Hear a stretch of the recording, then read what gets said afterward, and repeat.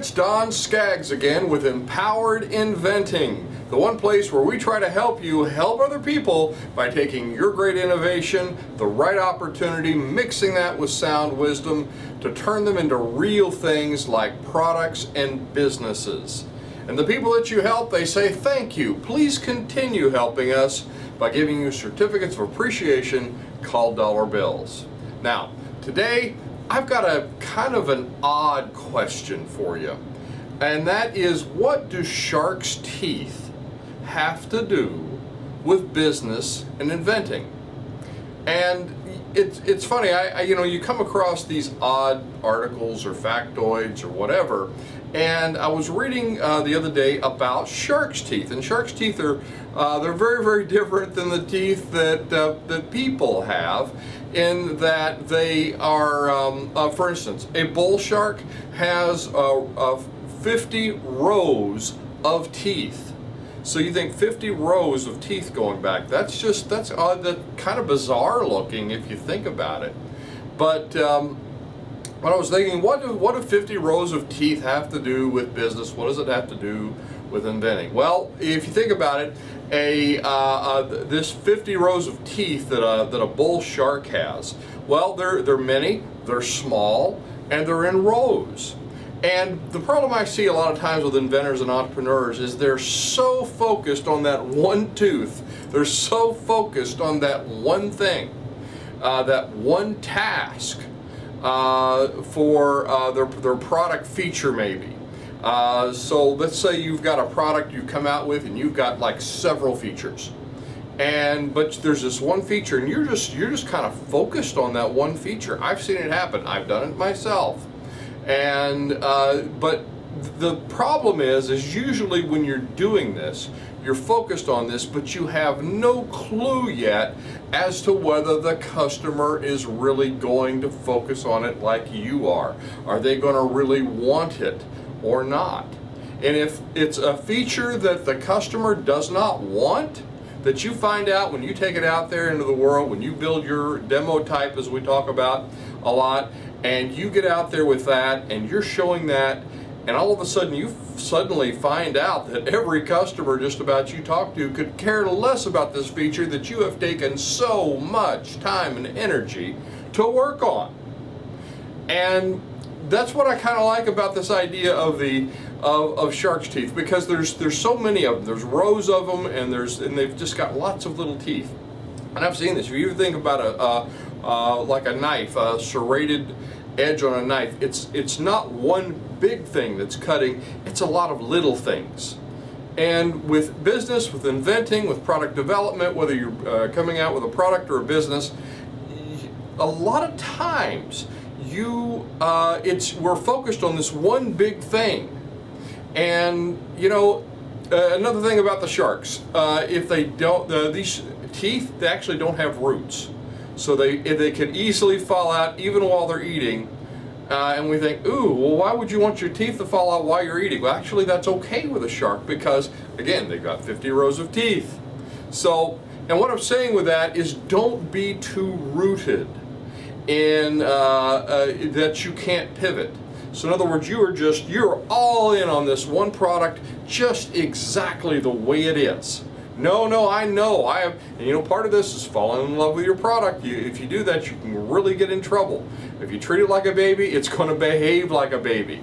And babies cost money. The day you decide you're going to treat your invention, treat your product, treat your startup like it's a product, like it's a business, that's when they start behaving like those things. And those things have the potential of making money and not costing you money. So, don't be too rooted in one thing before you've vetted your market. Many times, many small bites can accomplish more than one big bite, and that's kind of the whole serrated edge theory. Is you've got all these little things that are doing so much more all at the same time than you do one big thing that's a big, if this fails, I'm just completely out. And so several small fails can actually lead to a big success, while one really big fail can be fatal. And that goes back to the kind of the shark teeth theory again. Several small bites.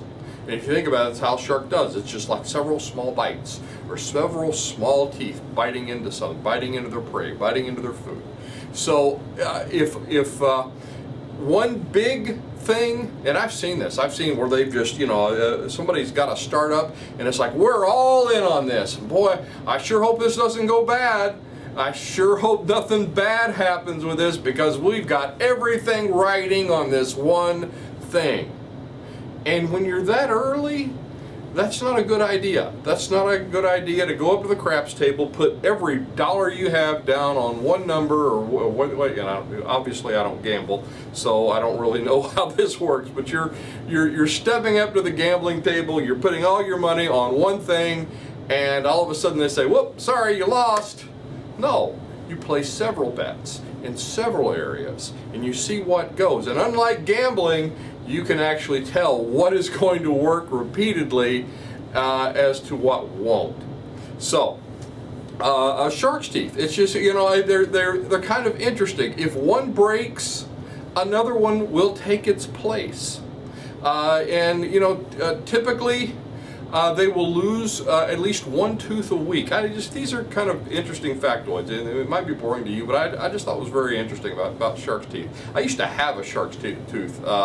I think I picked it up in Florida somewhere, and it was really cool. Even though it's a lot of little teeth, so it was a little tooth. They're kind of triangle looking, and even on the edge, I noticed of the tooth, it was very, very serrated. So again, you had a lot of little teeth, and then on each tooth you had a lot of little nibs, a lot of little places.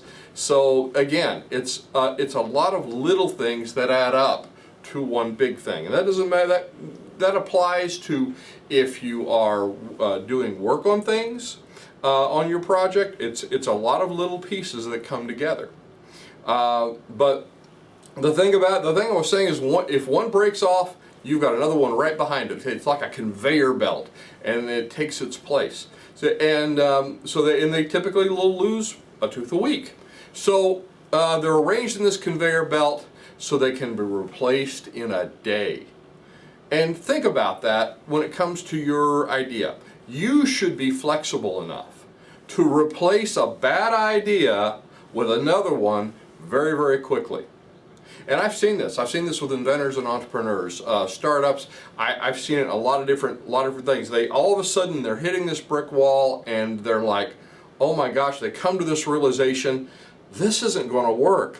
Nobody's going to buy these. The profit margin is so low, we'd have to sell 1 million of these in a day to make any money. You find out all these things that that all of a sudden you have this realization of, this is a bad idea, this isn't going to work, there's a lot of other better things than this, because we've tested this and unfortunately it failed. And that's why you fail fast, you fail cheap. But be flexible enough to where you can say, okay, hey, this didn't work. You know what? I've got this other pivot or this other item behind it, and I can replace it with this. And don't hang on to the one that you've already proven is a bad idea. Maybe you want to set it aside, maybe something else comes up of it later, but you said that tooth is gone. You're replacing it with a new tooth that is going to do a better job. So you need to be able to replace bad ideas with good ones very quickly. And again, I'll see this with inventors too, is that you'll have one bad idea, you'll have one fail, and you'll just throw up your arms, and you're like, okay, I'm done. This didn't work. No, you are on a journey of finding the right product fit, the right product market fit. And when you find those two things, and then you might try several things that don't work, but if you're trying different things and seeing what works, when you see that one thing clicking, when you see that one thing working, that's going to make all the difference in the world. Now lastly, I want to talk to you a little bit about a different kind of shark bite, a different kind of shark's tooth, and that is, don't take the bait and with the shark's teeth bite. And what I'm talking about here is that Shark Tank mentality. And you know, that is all the buzz now is Shark Tank. Oh yeah, we're going to do a pitch like Shark Tank. Oh yeah, we're going to have a thing like Shark Tank. Oh yeah, I want to go on Shark Tank. I want to in 30 minutes have somebody sign a deal, and all of a sudden I've got $1 million. No, it's not how the real world works. I've got a lot of videos about that. We teach a lot about that. But moreover than just Shark Tank, getting on Shark Tank or doing something like Shark Tank, the Shark Tank mentality can be dangerous. And let me tell you why. If you are beholden to one investor, one partner, one gatekeeper, whether it be a customer, whether it be an investor, whether it be whatever, if you're beholden to one little panel of 3 people that are going to decide your fate, that can be very, very dangerous. This is a numbers game. You need to not be beholden or pass or fail to 3 people in a room.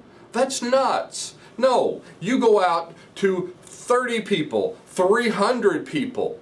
That is how it really works. That's how the real world works. You're going to 3 people for 100 times. That is what really works. So be the shark's teeth with potential sharks.